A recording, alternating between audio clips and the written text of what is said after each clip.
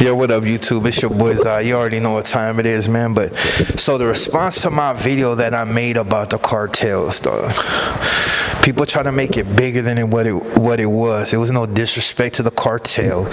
It's just, you know what I'm saying? At the end of the day, it just made no sense for people to try to glorify something that they were presenting hate against in the past. Like, the same people that have been talking about the cartels don't do nothing for our people, they kill our people, they do this, they exploit our people, are now the one on social media talking about them as if they're gods. And that makes no sense, like, especially in the scheme of things. Like, I get it, angst against the U.S. and other, that you feel like it's not helping you, but they're not going to stop the wave of what's to come. It's coming, and it's a part of it. I said in the past that they didn't want you guys here because you became the majority. Any threat towards them is foreseen as a threat. And that's why when I see certain things and people are burning flags and people are using rhetoric such as, if you come over here when spitting your food and stuff like that, you're only hurting your economy. That everything that certain people are doing is only making you look that much threatening. You look menacing. They used to say black people look menacing just by being black. Like, you look like you up to something. I don't know, that's a natural thing after a while, is to guard yourself. Always keep up that, you ain't to be with facial and everything. It's an energy, and it becomes natural after a while because some of the things have you been, positions we've been placed in. And even with the whole, like I said in a prior video, of fools being beat down and basically taking a task and just finally conforming to their environment, there's still a lot of fools that's against it, but for the most part, people are just conform. They just want to live a good life. They ain't really tripping off too much. They're not trying to get political. They're not trying to, they're just trying to just go on, because at the end of the day, we still get the bad end of the stick. Most hated race by everybody, even for some reasons that may actually no sense. There's spots I'll go that I can feel it, and I ain't did nothing to nobody. It's just, I get it. Like, it's the skin complexion, which is cool, because I've never given no fucks anyway, because if I did, I would have never been a Southerner. But that's besides the point. I just call a spade a spade. So I got a lot of little flags over that video. People were saying whatever. Not that I cared in the first place, but I just telling you the truth. Like, you're glorifying something that at one time you put a label on, and now you're trying to remove that label in order to make yourself feel better about what's taking place, but you can't change that. It's like whenever any type of person gets into office and takes the presidency, whatever rules and stuff that they down that affect any other race, it's just something you got to deal with for 4 years, and then you have your chance to vote them out. Like when Trump did the first, and then they voted Biden the next. So, and then you find out Biden and then so people were like, nah, we're not going back that route. Let's go this route. People had no faith in Kamala. Most black people only voted for Kamala because they knew what was coming down. They already knew certain things were going to affect not only you but themselves. So they chose to vote a certain way. That's why they said the Democrats have usually had the black vote. And that's why I said, as far as politically, you have to put your people in a position to where they matter outside of just numbers, because the numbers in the scheme of things don't mean nothing if the popularity isn't there. But people didn't get that. They're like, oh, we're the majority, we're this, we're that, and look what's taking place right now.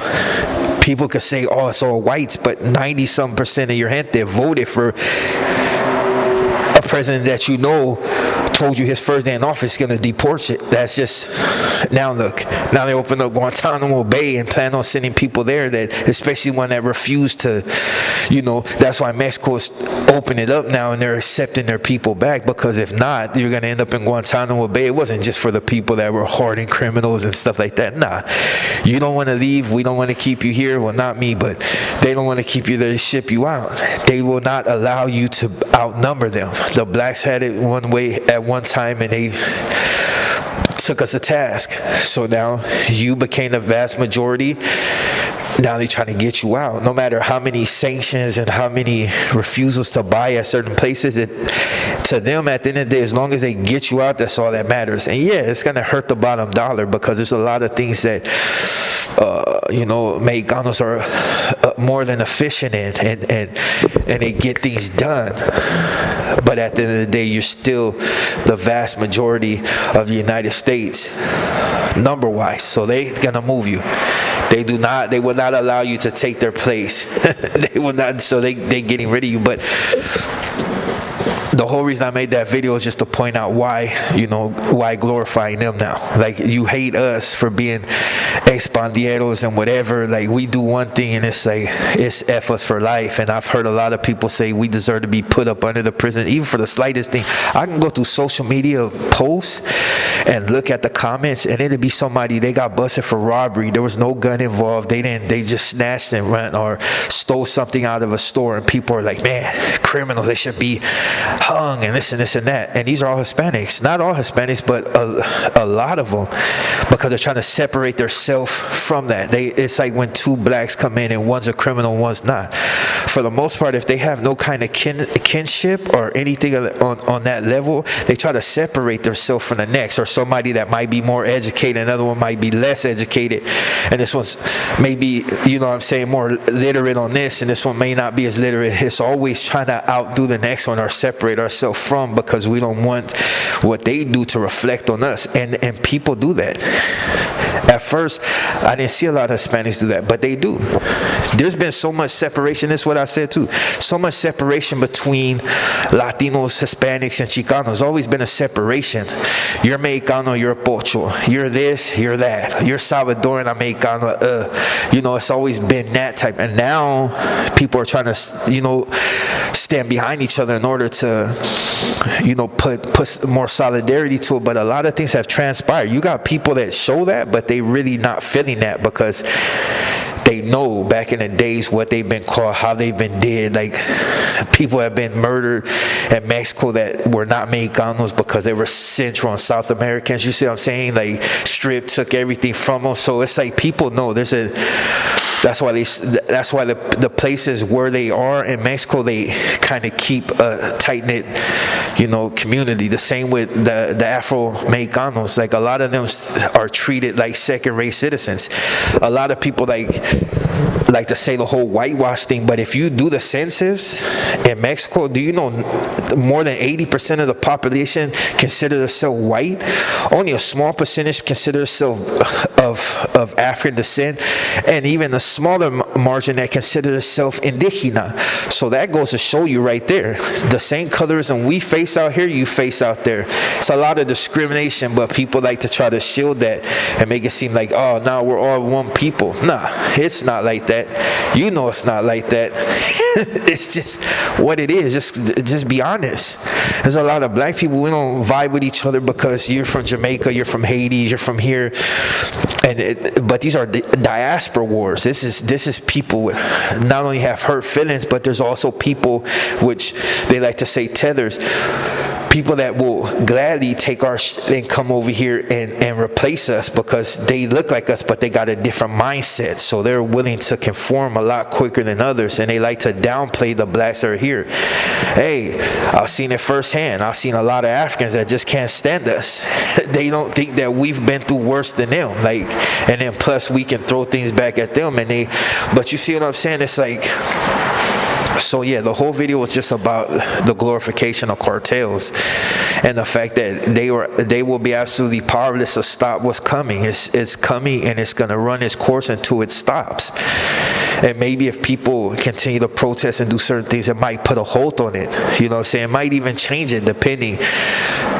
Trump, the president right now, and his mindset is on doing exactly what he said, and he knows that he's not going to be able to accomplish all of it, but as long as he shows steps of following through on what he says, a lot of people know where he's coming from. This is not only setting the pace, this is also letting people know in the world, hey, I'm the president of the United States. I wasn't part of that weak cabinet. I'm gonna do what I said I'm gonna do, and regardless of who likes it, I'm gonna do what I want to do within reason. And people are seeing that firsthand. Like, he did not waste time on shutting anything down. He immediately came in dropping hammers on everything. And people that didn't want to follow suit, he's been dropping a hammer on them. You know what I'm saying? People, it's just, but that's how it is. It's to be expected when certain people come into office. When any of them come into office, they like to abolish what came before them in order to set the stage of what's to come. And unfortunately, what's to come is what to come, and ain't no way of getting around it. But glorification of the cartel, when you people hate them, because that's what I see from a lot is hate, except the ones that embrace it, but that's due to ties to, you know, streets and this and that. So you tend to see it on the same level as yourself, maybe a lot higher, but hey, you know, you get it. But yeah, so this is just, I seen the response video, not even response video, but I seen all that in my comments, where basically they're the comments that YouTube blocks, or they put them in a whole thing. I gotta go and approve them one by one. I really don't do that. I really don't even look at the comments no more. To me, a lot of them don't make no sense. There are dudes that from the other side that always got something to say, or the foods that just no good, or, you know, every once in a while I got a Biden come in and he got, or she has something to say. No real argument outside of you have to be an idiot to do this, and, you know, whatever. It's understandable, but yeah, that's all I'm really saying on that. Like, I'm hoping everything turns out perfect, but this ain't a perfect world, and I understand that there's certain things that's gonna come down that's gonna affect even me, but it's a part of life, and I just continue to, you know, find my way. But if people want solidarity, you gotta be solid. You gotta be solid all year round, 365 days in a year, solid, every last one of them. And don't throw everybody in the same category due to one person's actions or 5 people's action. There's millions of blacks, you know what I'm saying, millions of other races. You cannot categorize them all because of certain people's actions. You gotta take everybody at face value, and then let them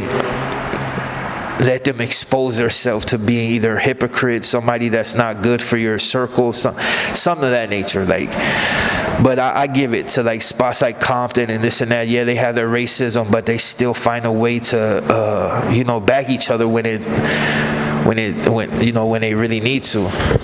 And that's Los Angeles right now. A lot of spots, like, you know, they try. Texas is different. They doing their thing. Like, it's a lot of different spots trying to put on, but it's like a river being up against the ocean. And I know I've strayed away from what I wanted to talk about, but I don't want to get into the whole people having negative comments towards me. Like, who cares? Like, it comes with the territory. I know when I made the video that people will be upset by it, but that's a part of it.